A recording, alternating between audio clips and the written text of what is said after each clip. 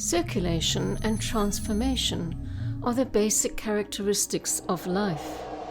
The air we breathe, the water we drink, the blood that flows. All things that sustain life pursue cycles of transformation in response to the divine circulatory flow from which they have emerged. Harmony in the world can only emerge when this flow is reflected in human enterprise too. Money and provisions, knowledge and information, art and culture.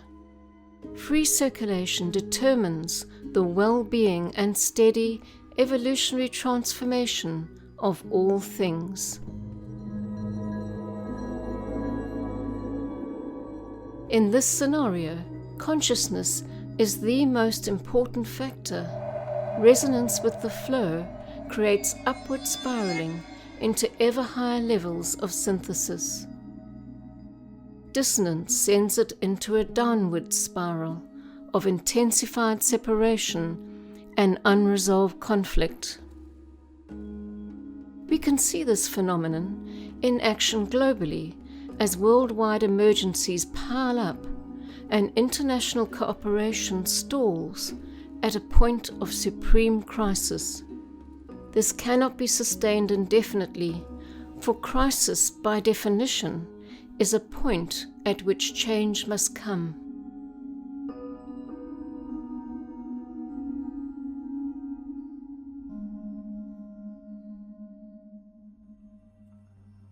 The field of tension that envelops the crisis cannot be sustained indefinitely, and at some point will break into active expression. As a result, humanity will either emerge into a higher integration or sink into greater separation and conflict.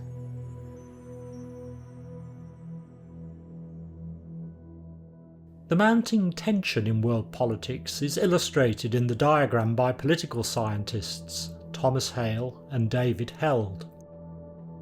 In the book Beyond Gridlock, they explain the reasons why this situation has arisen. Rising multipolarity. Global decision-making is harder to reach as more nations of influence sit around the negotiating table, each with their own agendas.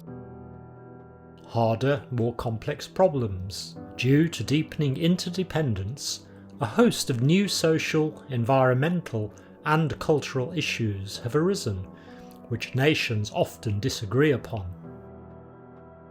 Institutional inertia. The main powers who developed the post-war institutions embedded their own core interests within their organisational and cognitive structures, and are reluctant to give up their privileged positions. Fragmentation. The rising number of multilateral and transnational organisations has created a more complex system of global governance, with the problem of conflicting mandates, uncoordinated policy interventions, and increased competition. Although these problems on the path to international unity are of a different type and scope to those faced in the past, it is still the spirit of cooperative goodwill and sharing that is revealing the way to resolve them.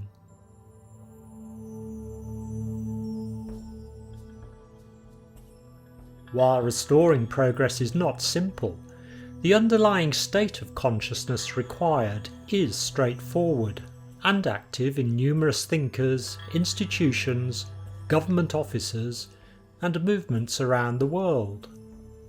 It points the way towards global governance in the spirit of cosmopolitan democracy, as advocated by the late David Held. This is the spirit of pragmatic goodwill that must shape the political architecture of the future and be brought to a focus at the point where ideas and policy meet, as the mission statement to the journal Global Policy describes it.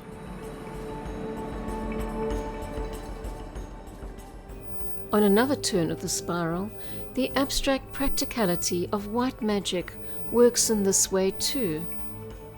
through the concentration of energy at the interface between the abstract and concrete levels of the mind, ideas are clothed to empower the work of the new group of world servers.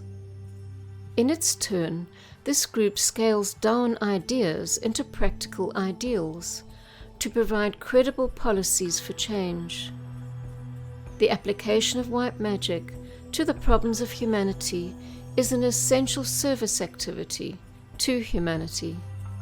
And one way of experimenting directly in this art and playing a part in forging the path out of gridlock is through the Cycle of Conferences initiative. At one level, this group service is the simple practice of holding important world conferences in the group mind, infusing them with an atmosphere of lighted goodwill.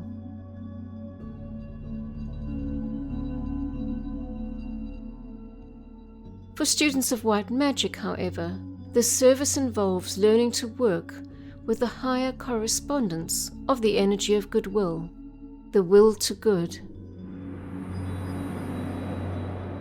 Here, it is the skill of penetrating into the heart of the thought form of the World Conference and fanning the pulsating nucleus of light into a flame.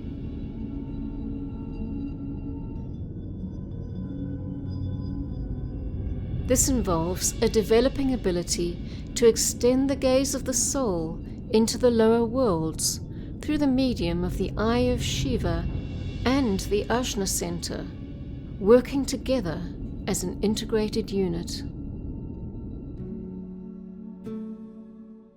The Cycle of Conferences visualization is a way of helping to remove hindrances on the path to international unity, and the spirit of the work resonates perfectly with the keynote of a recent Arcane School conference.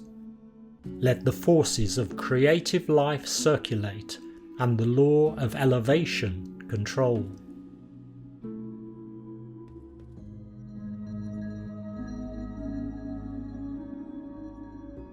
A vision of glory is embedded in this keynote, a time when the divine circulatory flow is restored and the heart impulses of the planetary logos are thrilling throughout the 7 kingdoms of nature.